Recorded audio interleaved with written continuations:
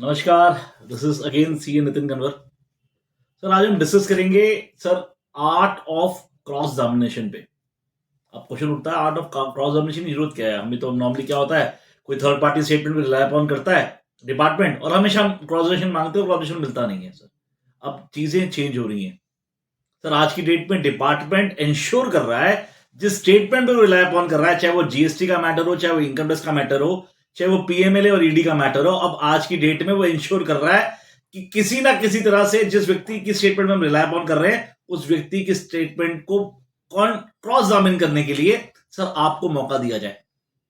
अब क्वेश्चन उठता है कि लेटर से आपने क्रॉस एग्जामिनेशन मांगा, उसने डिपार्टमेंट ने क्रॉस एग्जामिनेशन दे दिया, पर क्रॉस एग्जामिनेशन करना कैसे है, व्हाट इज द टेक्निक, किस तरीके से करना है, मुझे क्रॉस एग्जामिनेशन में क्या क्या चीजों का ध्यान रखना है। कहीं ऐसा तो नहीं कि क्रॉस एग्जामिनेशन करते करते मैं सामने वाले का डिपार्टमेंट का केस मैं प्रूव कर दूं।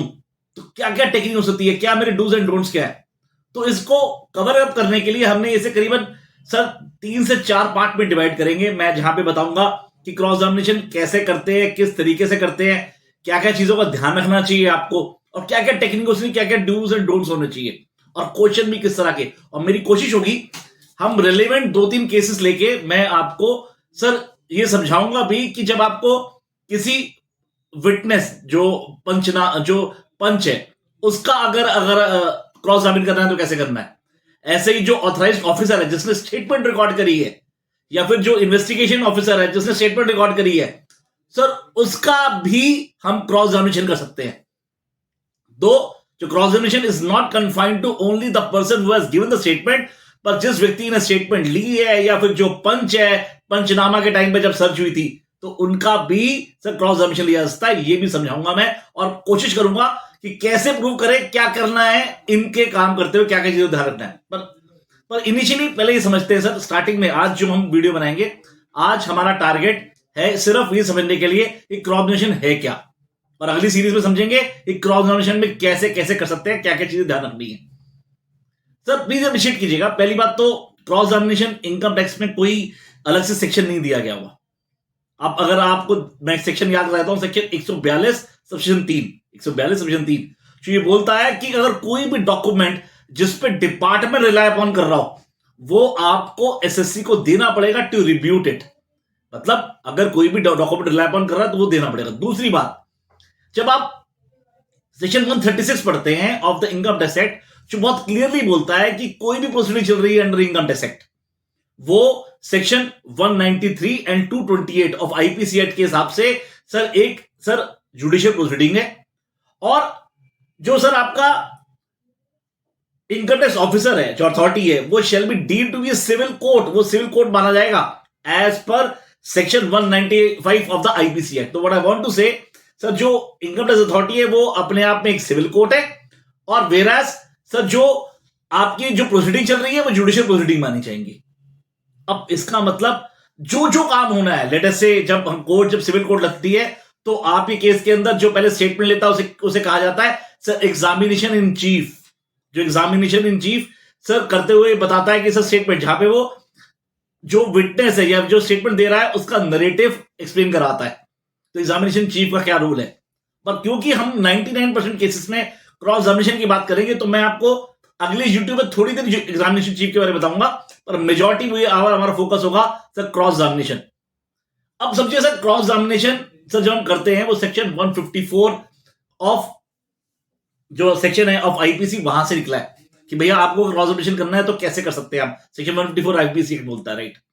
नाउ तो Supreme Court judgement in relation to sir Kishan Chand Chelaram versus CIT 1980 का जजमेंट है सुप्रीम कोर्ट का 125 आईटीआर 713, अगर मैं गलती नहीं कर रहा हूं तो kindly appreciate what was said bye supreme court. Supreme court said कि सर जो इंडियन एविडेंस एक्ट के जो स्ट्रिक्ट रूल्स हैं वो चाहे तो इनकम टैक्स पे नहीं लगते, पर जब डिपार्टमेंट किसी स्टेटमेंट पे रिलाई अपॉन करेगा, उसको रिलाई अपॉन करने से पहले उसको एसएससी को अपॉर्चुनिटी देनी पड़ेगी to cross examine it, to rebut the assumption, या फिर जो चीज लिखी गई है कि जो चीज लिखा हुआ उसको रिब्यूट करने के लिए उसको मौका दिया जाएगा, तब जाके उस स्टेटमेंट पे वो रिलाई अपॉन कर सकता है। What I want to say, before relying on the statement that has to be done.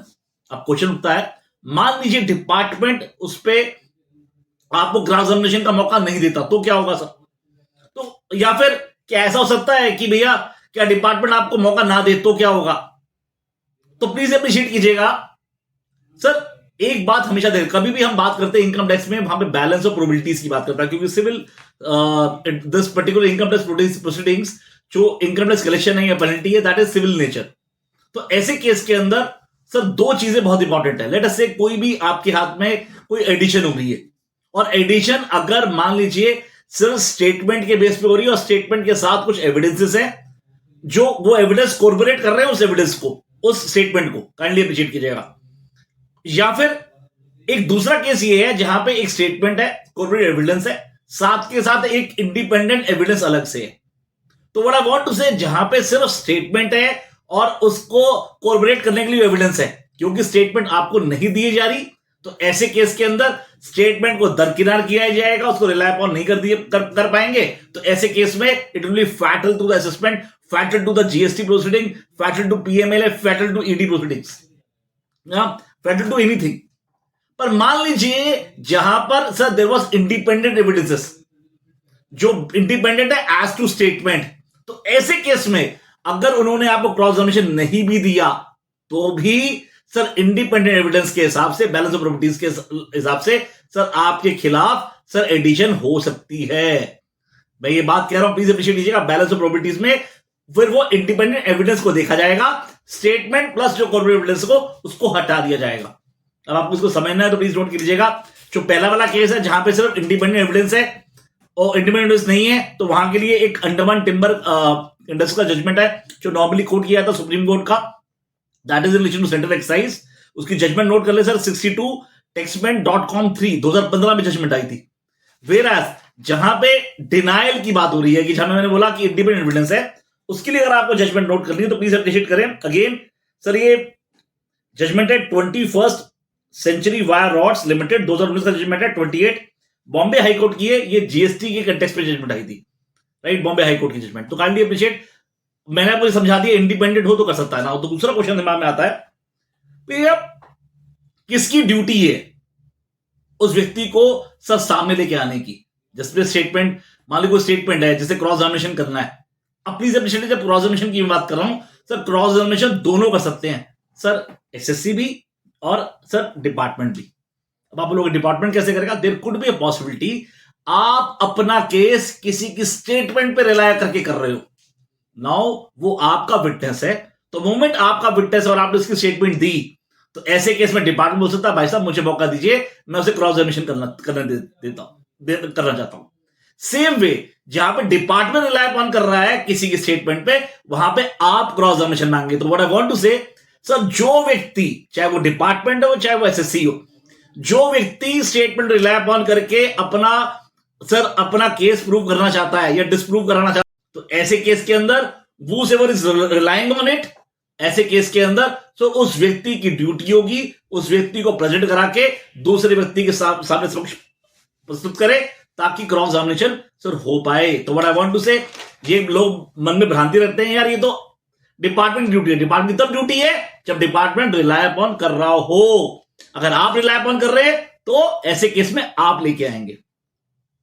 एक और क्वेश्चन दिमाग में आता है कि भैया क्या ऐसे केस के अंदर लेटर से क्रॉस एग्जामिनेशन एओ ने नहीं दिया, डिपार्टमेंट ने दिया, आप एपेलेट अथॉरिटी गए। अब एपेलेट अथॉरिटी बोल रहा है अच्छा ठीक है एक काम करते हैं, हम आपको दोबारा नीचे भेज देते हैं या फिर हम यहां पे आपको मौका दे देते हैं। तो आंसर इज नो सर। ये जो प्रिंसिपल नेचुरल जस्टिस है, जहां पे क्रॉस एग्जामिनेशन देना था वो एसएससी ऑफिसर को देना था या इनिशियल स्टेज में मिलना था। अगर इनिशियल स्टेज पे नहीं मिला तो सीआईटी अपील या कोई भी अपील अथॉरिटी उसको क्योर नहीं कर सकती। और प्लीज नोट कीजिएगा सर, 2020 क्रिकेट मैच के अंदर सर सेकंड इनिंग्स नहीं मिला करती, तो ऐसे केस के अंदर सर ये असेसमेंट सर बैड हो जाएगी, सीआईटी या अपील अथॉरिटी को उस केस को उड़ाना पड़ेगा।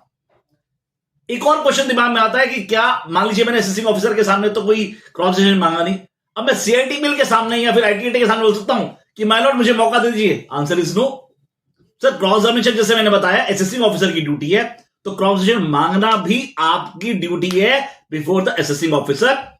तो अगर वो स्टेटमेंट देता है तो you are duty bound to ask him कि please provide me an opportunity to cross examine. अगर आप नहीं मांगते तो सर सॉरी, गाड़ी ट्रेन निकल चुकी है, अब गेम पलट जाएगी अगर स्टेटमेंट में अगर आपको दिक्कत आएगी। सर आपको ये क्वेश्चन आंसर कैसे लगे ये प्लीज बताइए। कुछ और क्वेश्चन कवर करना हो मैं कवर कर लूंगा अगली यूट्यूब में। मैं आपको बताऊंगा what is the relevance of cross examination, कैसे करते हैं, क्या टेक्निक्स है, क्या क्या चीजें ध्यान रखनी पड़ती है, और कब कब क्या क्या डूज एंड डोंट्स क्या क्या है। आप क्रॉस एग्जामिनेशन करते हुए कैसे क्वेश्चन पूछें, तो इन सब चीजों को, लीडिंग क्वेश्चन पूछना है, नॉन लीडिंग क्वेश्चन पूछना है, किस तरह से क्वेश्चन करना है, रिंग फेंसिंग कैसे करनी है जिसकी आप क्रॉस एग्जामिनेशन कर रहे हैं, तो प्लीज अप्रिशिएट कीजिएगा। मेरी अगली कोशिश होगी मैं आपको इस बारे में बताऊंगा, और उसकी अगली यूट्यूब में मैं 2 या 3 एग्जाम्पल देकर समझाऊंगा कि ताकि आपको समझ में आए कि क्रॉस एग्जामिनेशन कैसे करते हैं। सर आपको यूट्यूब कैसे लगी प्लीज बताइएगा सर, और मेरे लायक कोई और आपको लगे कोई यूट्यूब या फिर मैं किस सब्जेक्ट बोल रहा हूं तो प्लीज बताइएगा सर। जय हिंद, जय सियाई, सब प्लीज अपना ध्यान रखें सर।